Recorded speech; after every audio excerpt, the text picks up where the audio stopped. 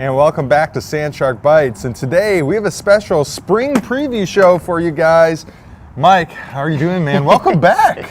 I appreciate it, Carlo. It's been a minute. So it has been a minute. Happy to be back and ready to get the spring season going. Yeah, ready to get that happening, and we're going to talk to some good guests today and find out what we have to look forward to. Absolutely. So today we're going to be covering all the major spring sports that we have to offer here: softball, baseball, and of course track and field. And I forgot. Men's and women's golf. Right. I mean, it's a busy sports season. Our spring is always quite hectic, but we're excited at the same time. It's going to be a good time.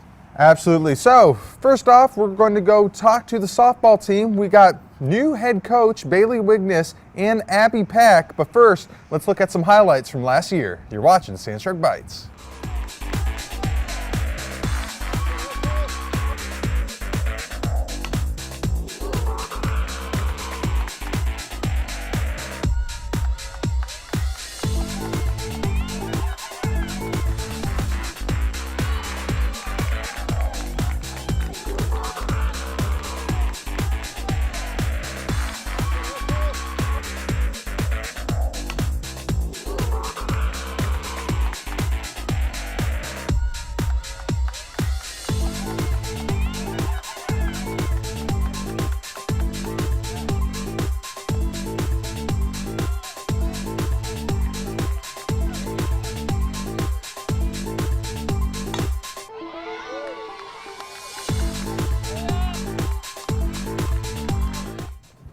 Welcome back to Sand Shark Bytes. Now we're joined by the new USCB women's softball head coach Bailey Wiggness and senior Abby Pack. So Bailey, let's just start off with you. How has the adjustment been moving down here and getting used to low country life? At first it was a little bit of an adjustment for sure with the humidity and just moving clear across country, but I felt right at home right away. I mean, the team, they made me feel welcome and they're out there working hard, and so the adjustment's been really, really good. That's awesome. So what exactly drew you to USCB? Probably me. Yeah, Mike. I knew Mike Manning. No, actually, a guy that I worked with at Boise State, his name's Rob Miller. He grew up with our athletic director, Quinn Monahan, and he called me up when I was looking for a job, and he said, hey, you need to check this school out. You know, they're an NAIA school, but they're up and coming, and really nice facilities, really great campus, and Quinn's a great guy to work for, and that's kind of what got me into that kind of interview process. And then I came out here, and I loved it out here, so here I am. Well, we're happy to have you. Thanks, Mike. Mike. You know, you've had a chance to now get to know the team and the girls over the fall. Anybody standing out to you? Anything you're looking forward to this spring in particular? Yeah, I'm really impressed with our seniors. We have 8 seniors this year, and I know going through a coaching transition my senior year, it's difficult, and I think they've really done a great job of helping me kind of get this program on the path that I want it to go, and so I've been very impressed with their leadership abilities, and they've all really stuck out to me. I think all 8 of them are going to contribute significantly, and I'm also excited for the young kids on the team. I think we have a good base, and the future is very bright for Sand Shark softball. And one of the big things you're always talking about is character, the community service. What have you done to kind of instill that or get that started with this team? Yeah, so when we met our first team meeting, I said everyone will be required to do 24 hours of community service, and I was thinking that was going to take the whole year, and some of them knocked it out within the first couple weeks. So I've been very impressed with that, and I think at first it was a requirement, and now it's become a privilege to serve the community, and I think it just makes them better people, and ultimately we talk about our character first, and good people are going to be good players, and so I think they've really embraced that, and I'm excited, and I think the community has been excited about it as well. So Abby, you're about to be a senior. How does that feel? It's honestly a really bittersweet moment for me. I'm really excited for season, but at the same time I want everything to slow down, and I don't know, it's just going to go by so fast, and I can't believe in May I'm going to be graduating, so it's really bittersweet. Yeah, I would imagine that's crazy. But what are some things that you've been doing in the off season to make sure your final season is great? For me, it's mainly working on my secondary pitches and Like Coach Bailey said, the seniors and their leadership abilities, I definitely need to work more on that. And we've been having our meetings every Friday, which has definitely been helping me out and learning more of those qualities to have in season. I don't think it's any surprise that you are a leader and people do look to you. First team, 16, 17, and 18 performer. You're a scholar athlete. You've been on the academic team. So you've been around, you know what to do, you know what it takes to be a winner. How's the transition with the coaching been for the team? How do you think that's gone? Well, I think that we're really lucky to have Coach Bailey here. I'm excited to have her for my senior season. So far, she's came with a lot of energy, no matter if it's at 6 a.m. workouts or at the field. She's always there 100%. And her knowledge for the game is really incredible. Like, she teaches us new things. I'm a senior and I'm still learning new things, so it's pretty cool. Well, that's fantastic. Going into the senior season, you've got 8 seniors. You know, what are your goals as a it's class? pretty cool this year. 8 seniors, team 8, so it means something special to us. But we have some goals that we want to accomplish. Of course, winning the Sun Conference, and then to go on from there as well. But we're just going to be all in this season and no looking back. So we're going to give it our all. Well, we're certainly looking forward to it. Went to the tournament finals a year ago and just that close. So going to take it one game further, right? Yes. Yes. Yeah, that's right, Coach. Absolutely. Thank you guys so much for joining us.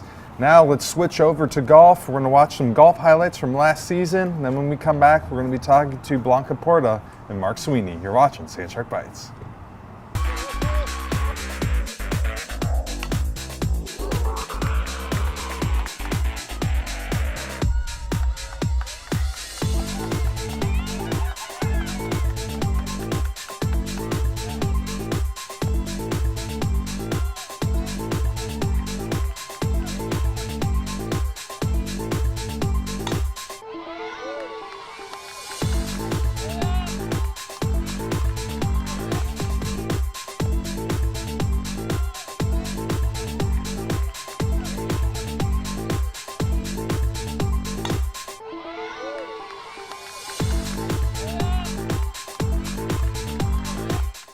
And welcome back to Sandstrike Bytes. Now we're with Mark Sweeney and Blanca Porta.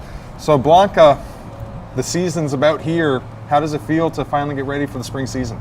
Well, it feels good because we have some time to actually prepare and practice and focus more on our swing more than our golf game on the course. And also we're working a lot on the gym so that we can get our strength back. And it feels good to have some time off and like focus on yourselves and on homeworks too.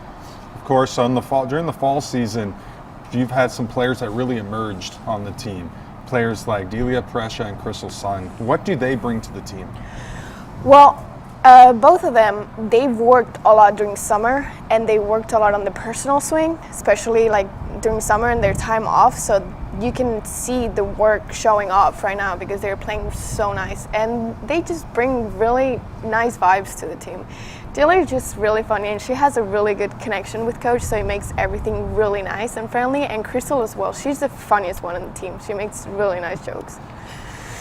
Oh, from Durwood, Maryland, Crystal. I always give her a hard time about that, and I don't know why. What are your plans over the next month or so to get yourself ready for the spring? Well, as we said, Coach is making us really hard workouts, so we're gonna come back to our like strength and like practice a lot on like your personal golf swing, like make the big changes that are gonna take a bit longer than focusing more on like playing in the golf course. Yeah. And what are your main goals and what are the team's goals this spring? Well, we really want to get up in the national ranking. I think we're 7th right now, and we would love to get like top 3. I'm sure we can do it before nationals, and then show up at conference, make a good performance, and get very strong for nationals because it's our biggest tournament. And perfectly possible you were at the fall preview out in Oklahoma City, and you guys did end up in 3rd out there. We did. So it's nice to be able to see the course that you're going to be playing at. Yes, it was going to be the same course, and it was a really nice course. We're sure it's going to be in really good conditions, and we're very excited. Excellent.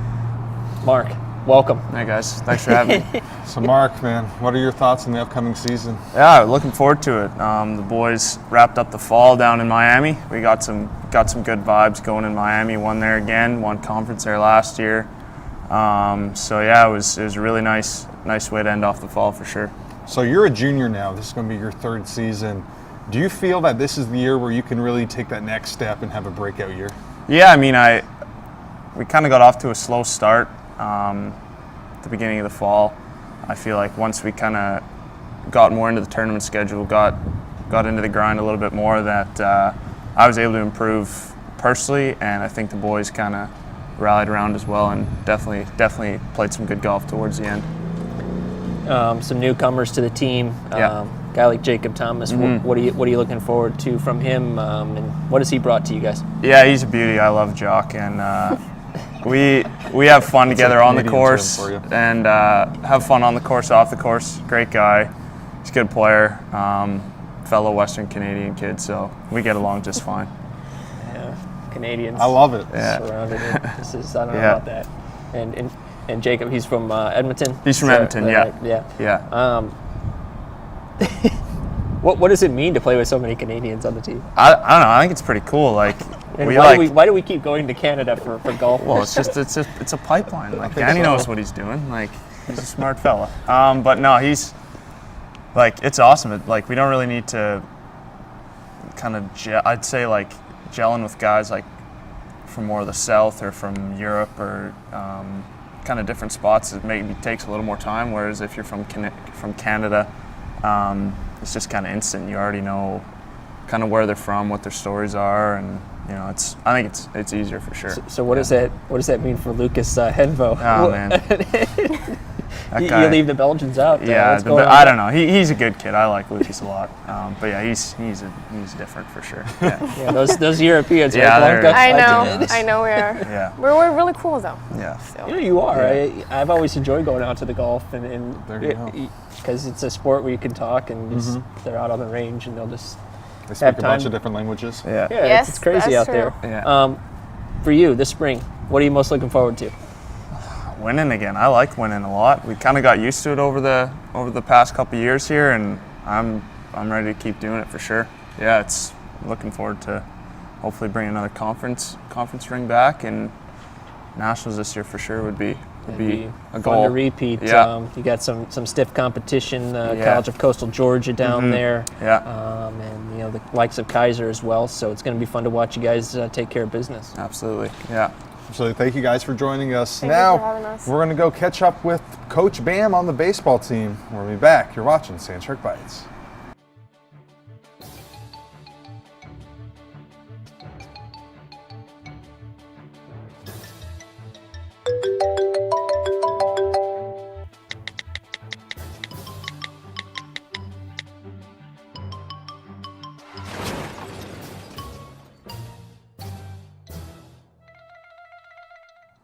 Welcome back to Sandshirk Bytes. We're now joined by USCB baseball head coach Jeremy Christian. How's it going, man? Good, guys. Thank you for having me. No problem. So let's start right off with it. How's the team been looking in the offseason so far? It's been a good fall for us. We've had a great time out there. The guys have really adapted to our style of play and really fit in. A bunch of new guys this year, and the returners that were back this season have done a great job as well. So it's been a great fall. I've been very excited about the possibilities we have this spring. Awesome. So a couple of years ago for the offense, the main contribution in scoring runs was home runs and doubles. Right. Last year, it changed a little bit. It was more of a small ball approach, right, where a guy would get on, maybe steal second, would get home via a bunt or a single. Is that something that's going to remain the same? Like, will that still this season be a big component in scoring runs? Of course. That's been kind of been our MO since we became a coaching staff. I like the opportunity to play good defense. I like good pitching. And the execution style of offense tends to not take days off. Obviously, in Hardyville, it's a big ballpark with usually a lot of wind blowing across the field, so it doesn't always lend itself to a lot of home runs.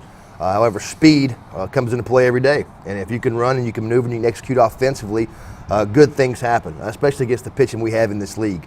So yes, I definitely think small ball is going to come into play a lot. We're definitely more athletic than we've been in years past. Our overall team speed, our ability to run the bases, our ability to handle the bat is much improved over years past, and that should help us to execute the offense significantly. So you've had a chance now to go through a fall season, Anybody standing out to you? Any newcomers that have impressed you quite a bit, or I mean, anybody you're looking at for this spring? Yeah, I mean, we've been a big group. We signed about 30 guys this year, and really trying to continue the turn in our program and move our culture in a different way. We've got several guys who really fit that mold much better. I look at, again, we signed 3 shortstops in the offseason. Steve Mojica and Tavares Terrell and Marino Sabara, 3 guys who all play defense very well. All 3 run very well. All 3 can handle the bat. And we saw, what we needed to do defensively in the past was to continue to improve our defense, especially on the left side of the field. And those 3 guys had, tremendous falls. We graded those guys out every day. You add in Keith Olmo there, and there you've got 4 shortstops who can really roll. And that has drastically improved our defense. All those 3 guys have done great. We added a couple old heads in the outfield, Bragg Easton and Robbie McKinney, some transfers who have fit in right away and have done a great job. Jack Slavin, again, a young kid that's a transfer, has done very well in the outfield. A bunch of new catchers, and then a lot of new faces on the mound as well. But a lot of those guys have really dug in and done well, and we've seen a lot of positive growth from those guys. So I'm excited to see what the rest of their career here looks like when it's all said and done. And you mentioned you have all these new numbers. What is that competition then like in practice? How does that make you guys better? Oh, it's great. You know that every single day you've got to give everything you have in order to be on the field. And when your third guy is as good as your 2 and your 2 is as good as your 1, you can win a lot of ball games. And that's a big part of competition. And we try to train to compete. We want our guys to want to compete daily and want to hate losing more than they love winning. And we've got the skill set now. We've got the depth now that those guys know that if they don't show up day to day and play to their best of their ability, somebody's going to take their spot. And that's always been the goal. You want to be 3 deep at every position. You want to be able to dominate in the middle. And I feel very comfortable with the guys that we have now, the competition level across the board in all facets, not just baseball, but weight room and community service and everything that's going on. Our competition level is where it should be now. Excellent. And last year you guys had a record number of players on the recognized for their academics, which is exceptional for you guys. How do you, as a coaching staff, how do you address that? How did you get the guys on board with everything, not just baseball, like you said? Well, again, it comes down to a culture. And you're creating a culture that you want them to be all in everything we do. We want them to be competitive in all that we do. We want them to give everything they have at all times. We want to make sure that they're giving their best ability in everything we do, from the weight room to the classroom, and the guys understand what it takes to be champions in the classroom and on the field of play. And so they've really taken that to heart, and we've held them to a high standard academically, and they've done everything that we've asked of them, and they continue to do so. So the pressure's there. They want to be the best on the team. They want to be the best in the school. And that's going to set them up for when job time rolls around later in life. We want them to be the best in life, and that's what it comes down to. All right, Coach, thank you so much for joining us. We're all excited to see what your team's going to do next season. Sir, thank you. But we're going to take a quick break. You're watching Sandshark Bytes. At the University of South Carolina, Beaufort, we offer small classes, individual attention, and an affordable education in an atmosphere that fosters diversity and achievement. We are students. We field 9 Sandshark sports teams that compete in the Sun Conference. We are athletes. We are one university with 2 campuses serving the coastal areas of South Carolina and Georgia. We are the Low Country. We are the fastest growing 4-year school in the University of South Carolina system. We are USCB. And welcome back to Sandshark Bytes. Now, Mike, it's time to talk about some track and field. They did pretty good last year. They had a good season. Men finished in 2nd place in the Sun Conference. Women again took 1st place. So well, we're excited to see what happens this year. Some new teams being added in the Sun Conference. St. Thomas coming on, Southeastern's adding, Thomas University adding next year. So going to be a competitive year in the track and field arena. And for USCB, I know the pole vaulters are looking good. Jonathan Graham, I see him every day. He's working hard, trying to get those heights up. And on the women's side, Faith Calloway, been one of the leaders in the past in the 400 and the relays. So going to see what they bring and see if the women can grab that elusive 3-peat and see if the men can get back on top after taking 2nd place. They took 1st 2 years ago. and see if they can get themselves back in. Of course, track and fields has just seemed to be one of the most dominant teams we've had. Coach Gaither's doing a heck of a job coaching and really producing great results. He is, and you look at where they have to train on the grass track that we have. So they work extremely hard, and they work with what they have, and they've been very successful at it.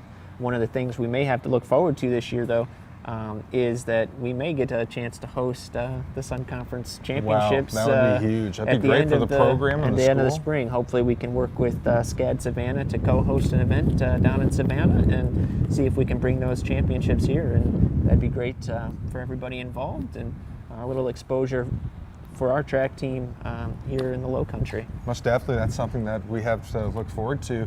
But now, Mike, that's it. That concludes another show. So that's it. Bring on the spring season. Let's bring on the spring. But until then, if you want to check out any updates on USCB athletics, Mike Manning will be posting everything on the website. But until then, for Mike Manning, I'm Carlo Peruzza. Keep those fins up, everybody.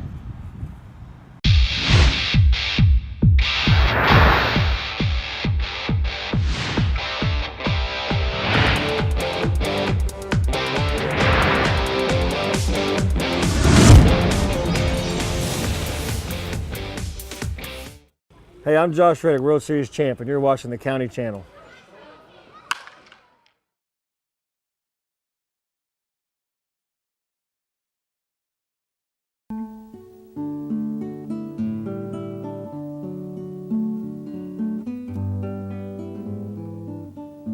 The county is one of the oldest forms of local government in the United States. Early settlers from England brought the tradition of county government to America. Today, more than 3,000 county governments provide services that affect almost every citizen's life. South Carolina's 46 counties are very representative of how county government has evolved nationally. The county unit in South Carolina was regarded as a local extension of state government.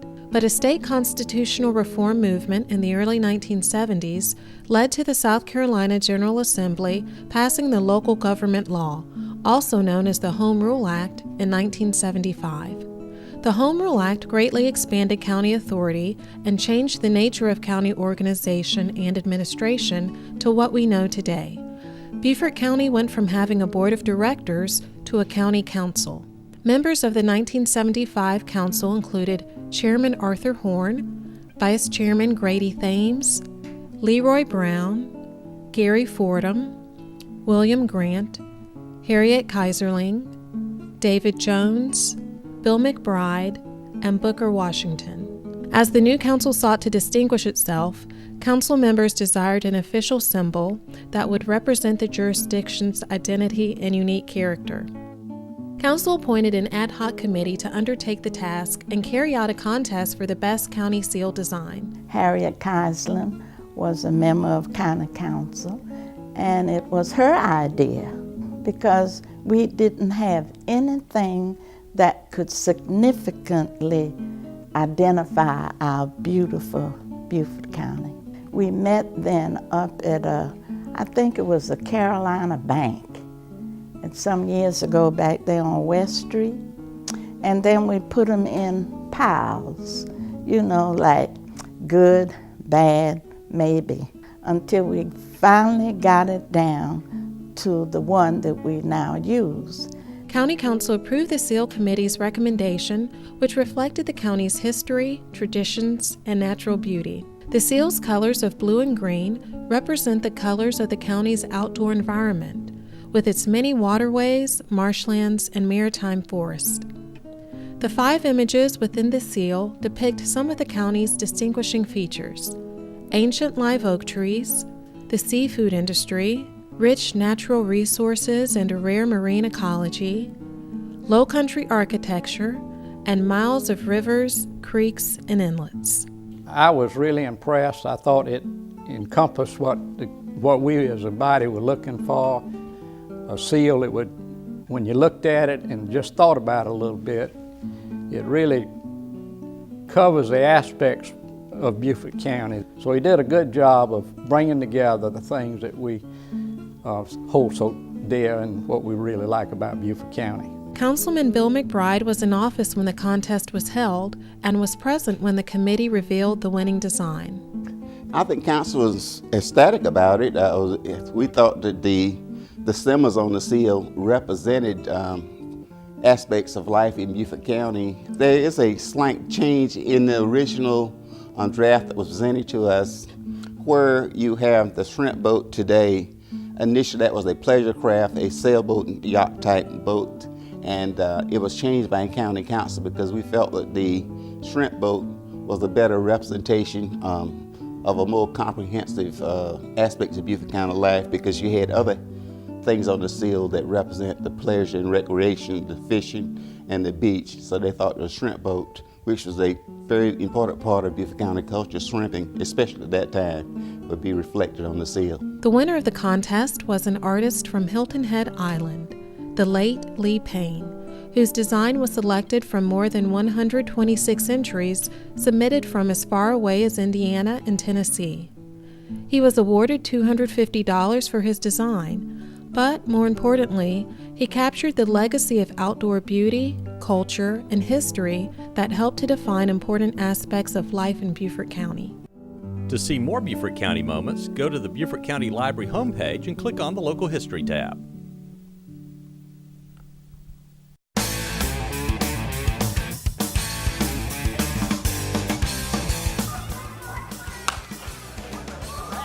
Today's the 6th annual, Derby. We run this every year. It's probably one of our most exciting events we do every year, with the kid participation included. So I know the kids that do come out here and participate, they have a blast doing it. For me, in the county, I know it's huge because it's the first time we get to do it with the new stadium complete.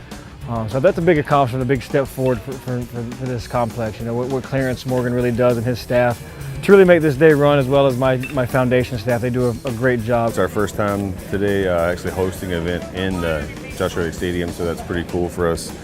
And like I said, this is one of the events that Josh started, so I think that makes it a little bit more personal for us too, and for him to come out here and interact with the youth and the baseball side of things. I think it's something super cool for the kids to actually get to do with him. So that's awesome for us. This stems back to the very first one I started out in Rincon.